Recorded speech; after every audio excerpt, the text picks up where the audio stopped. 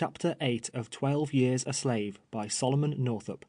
William Ford unfortunately became embarrassed in his pecuniary affairs. A heavy judgment was rendered against him in consequence of his having become security for his brother, Franklin Ford, residing on Red River above Alexandria, and who had failed to meet his liabilities. He was also indebted to John M. Tibeats to a considerable amount in consideration of his services in building the mills on Indian Creek, and also a weaving house, corn mill, and other erections on the plantation at Bayou Boeuf, not yet completed. It was therefore necessary, in order to meet these demands, to dispose of 18 slaves, myself among the number. 17 of them, including Sam and Harry, were purchased by Peter Compton, a planter also residing on Red River.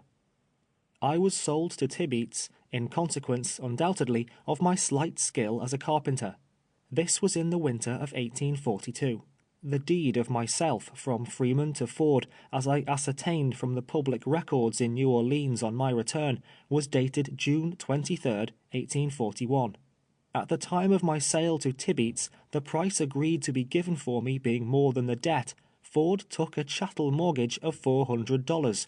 I am indebted for my life, as will hereafter be seen, to that mortgage. I bade farewell to my good friends at the opening, and departed with my new master Tibeats. We went down to the plantation on Bayou Boeuf, distant 27 miles from the pine woods, to complete the unfinished contract. Bayou Boeuf is a sluggish, winding stream, one of those stagnant bodies of water common in that region, setting back from Red River. It stretches from a point not far from Alexandria, in a southeasterly direction, and following its tortuous course is more than 50 miles in length. Large cotton and sugar plantations line each shore, extending back to the borders of interminable swamps. It is alive with alligators, rendering it unsafe for swine, or unthinking slave children to stroll along its banks. Upon a bend in this bayou, a short distance from Cheneyville, was situated the plantation of Madam Ford, her brother Peter Tanner, a great landholder, living on the opposite side. On my arrival at Bayou Boeuf, I had the pleasure of meeting Eliza, whom I had not seen for several months. She had not pleased Mrs. Ford, being more occupied in brooding over her sorrows than in attending to her business, and had, in consequence, been sent down to work in the field on the plantation. She had grown feeble and emaciated, and was still mourning for her children. She asked me if I had forgotten them, and a great many times inquired if I still remembered how handsome little Emily was, how much Randall loved her, and wondered if they were living still, and where the darlings could then be. She had sunk beneath the weight of an excessive grief. Her drooping form and hollow cheeks too plainly indicated that she had well nigh reached the end of her weary road. Ford's overseer on this plantation, and who had the exclusive charge of it, was a Mr. Chapin, a kindly disposed man and a native of Pennsylvania. In common with others, he held Tibeats in light estimation, which fact, in connection with the $400 mortgage, was fortunate for me. I was now compelled to labor very hard. From earliest dawn until late at night, I was not allowed to be a moment idle. Notwithstanding which, Tibeats was never satisfied. He was continually cursing and complaining. He never spoke to me a kind word. I was his faithful slave, and earned him large wages every day, and yet I went to my cabin nightly, loaded with abuse and stinging epithets. We had completed the corn mill, the kitchen, and so forth, and were at work upon the weaving house, when I was guilty of an act, in that state punishable with death. It was my first fight with Tibeats. The weaving house we were erecting stood in the orchard a few rods from the residence of Chapin, or the Great House, as it was called. One night, having worked until it was too dark to see, I was ordered by Tibeats to rise very early in the morning, procure a keg of nails from Chapin, and commence putting on the clapboards. I retired to the cabin extremely tired, and having cooked a supper of bacon and corn cake, and conversed a while with Eliza, who occupied the same cabin, as also did Lawson and his wife Mary, and a slave named Bristol, laid down upon the ground floor, little dreaming of the sufferings that awaited me on the morrow. Before daylight I was on the piazza of the great house, awaiting the appearance of Overseer Chapin. To have aroused him from his slumbers and stated my errand would have been an unpardonable boldness. At length he came out. Taking off my hat, I informed him Master Tibeats had directed me to call upon him for a keg of nails. Going into the storeroom, he rolled it out, at the same time saying if Tibeats preferred a different size, he would endeavour to furnish them, but that I might use those until further directed. Then mounting his horse, which stood saddled and bridled at the door, he rode away into the field, whither the slaves had preceded him, while I took the keg on my shoulder and proceeded to the weaving house, broke in the head, and commenced nailing on the clapboards. As the day began to open, Tibeats came out of the house to where I was, hard at work. He seemed to be that morning even more morose and disagreeable than usual. He was my master, entitled by law to my flesh and blood, and to exercise over me such tyrannical control as his mean nature prompted. But there was no law that could prevent my looking upon him with intense contempt. I despised both his disposition and his intellect. I had just come round to the keg for a further supply of nails as he reached the weaving house. "I thought I told you to commence putting on weatherboards this morning," he remarked. "Yes, master, and I am about it," I replied. "Where?" he demanded. "On the other side," was my answer.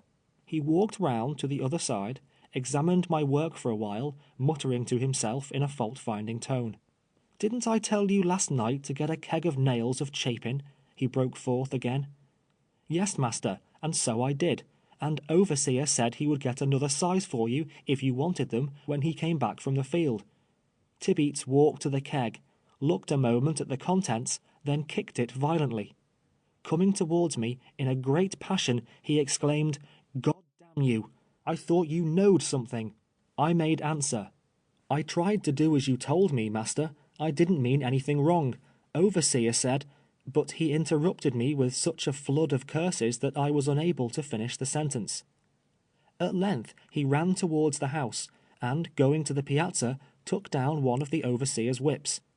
The whip had a short wooden stock, braided over with leather, and was loaded at the butt. The lash was 3 feet long, or thereabouts, and made of rawhide strands. At first I was somewhat frightened, and my impulse was to run. There was no one about except Rachel, the cook, and Chapin's wife, and neither of them were to be seen. The rest were in the field. I knew he intended to whip me, and it was the first time anyone had attempted it since my arrival at Avoyelles. I felt, moreover, that I had been faithful, that I was guilty of no wrong whatever, and deserved commendation rather than punishment. My fear changed to anger, and before he reached me, I had made up my mind fully not to be whipped, let the result be life or death. Winding the lash around his hand, and taking hold of the small end of the stock, he walked up to me, and with a malignant look ordered me to strip. "Master Tibeats," said I, looking him boldly in the face, "I will not." I was about to say something further in justification, but with concentrated vengeance he sprang upon me, seizing me by the throat with one hand, raising the whip with the other, in the act of striking. Before the blow descended, however, I had caught him by the collar of the coat, and drawn him closely to me. Reaching down, I seized him by the ankle, and pushing him back with the other hand, he fell over on the ground. Putting one arm around his leg, and holding it to my breast, so that his head and shoulders only touched the ground, I placed my foot upon his neck. He was completely in my power. My blood was up. It seemed to course through my veins like fire. In the frenzy of my madness, I snatched the whip from his hand. He struggled with all his power, swore that I should not live to see another day, and that he would tear out my heart. But his struggles and his threats were alike in vain. I cannot tell how many times I struck him. Blow after blow fell fast and heavy upon his wriggling form. At length he screamed, cried murder, and at last the blasphemous tyrant called on God for mercy. But he who had never shown mercy did not receive it. The stiff stock of the whip warped round his cringing body until my right arm ached. Until this time I had been too busy to look about me. Desisting for a moment, I saw Mrs. Chapin looking from the window, and Rachel standing in the kitchen door. Their attitudes expressed the utmost excitement and alarm. His screams had been heard in the field. Chapin was coming as fast as he could ride. I struck him a blow or two more, then pushed him from me with such a well-directed kick that he went rolling over on the ground. Rising to his feet, and brushing the dirt from his hair, he stood looking at me, pale with rage. We gazed at each other in silence. Not a word was uttered until Chapin galloped up to us. "What is the matter?" he cried out. "Master Tibeats wants to whip me for using the nails you gave me," I replied. "What is the matter with the nails?" he inquired, turning to Tibeats. Tibeats answered to the effect that they were too large, paying little heed, however, to Chapin's question, but still keeping his snakish eyes fastened maliciously on me. "I am overseer here," Chapin began. "I told Platt to take them and use them, and if they were not of the proper size, I would get others on returning from the field. It is not his fault. Besides, I shall furnish such nails as I please. I hope you will understand that, Mr. Tibeats." Tibeats made no reply, but, grinding his teeth and shaking his fist, swore he would have satisfaction, and that it was not half over yet. Thereupon he walked away, followed by the overseer, and entered the house, the latter talking to him all the while in a suppressed tone, and with earnest gestures. I remained where I was, doubting whether it was better to fly or abide the result, whatever it might be. Presently Tibeats came out of the house, and, saddling his horse, the only property he possessed besides myself, departed on the road to Cheneyville. When he was gone, Chapin came out, visibly excited, telling me not to stir, not to attempt to leave the plantation on any account whatever. He then went to the kitchen, and calling Rachel out, conversed with her some time.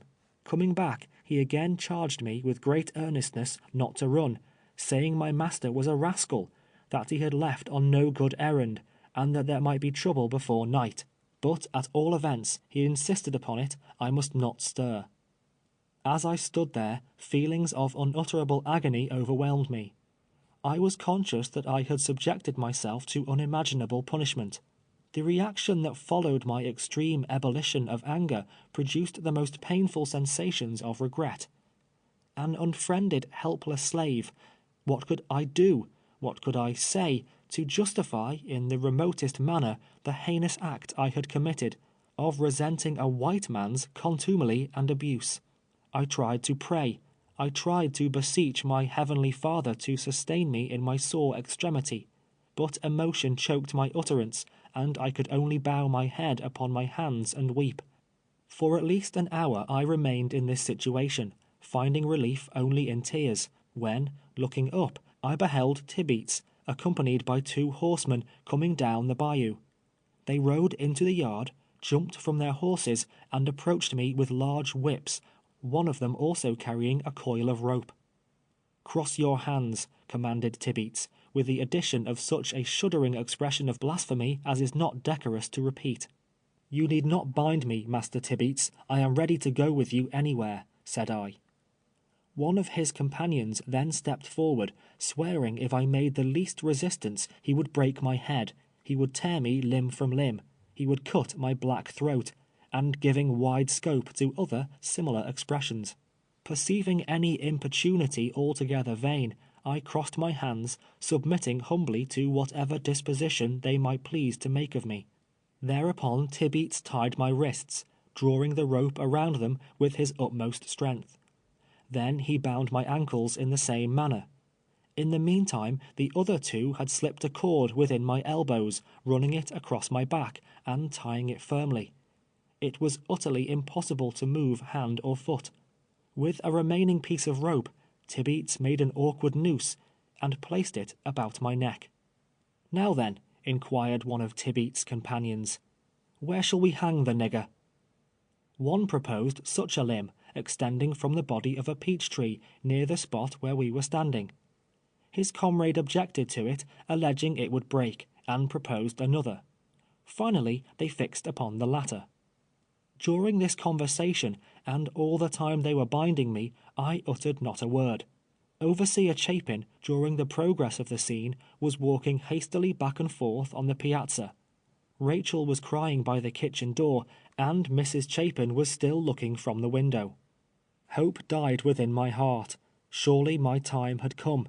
I should never behold the light of another day, never behold the faces of my children, the sweet anticipation I had cherished with such fondness. I should that hour struggle through the fearful agonies of death. None would mourn for me, none revenge me. Soon my form would be mouldering in that distant soil, or perhaps be cast to the slimy reptiles that filled the stagnant waters of the bayou. Tears flowed down my cheeks, but they only afforded a subject of insulting comment for my executioners. At length, as they were dragging me towards the tree, Chapin, who had momentarily disappeared from the piazza, came out of the house and walked towards us. He had a pistol in each hand, and, as near as I can now recall to mind, spoke in a firm, determined manner, as follows: "Gentlemen, I have a few words to say. You had better listen to them. Whoever moves that slave another foot from where he stands is a dead man. In the first place, he does not deserve this treatment. It is a shame to murder him in this manner. I never knew a more faithful boy than Platt. You, Tibeats, are in the fault yourself. You are pretty much of a scoundrel, and I know it, and you richly deserve the flogging you have received. In the next place, I have been overseer on this plantation 7 years, and, in the absence of William Ford, am master here. My duty is to protect his interests, and that duty I shall perform. You are not responsible. You are a worthless fellow. Ford holds a mortgage on Platt of $400. If you hang him, he loses his debt. Until that is cancelled, you have no right to take his life. You have no right to take it anyway. There is a law for the slave as well as for the white man.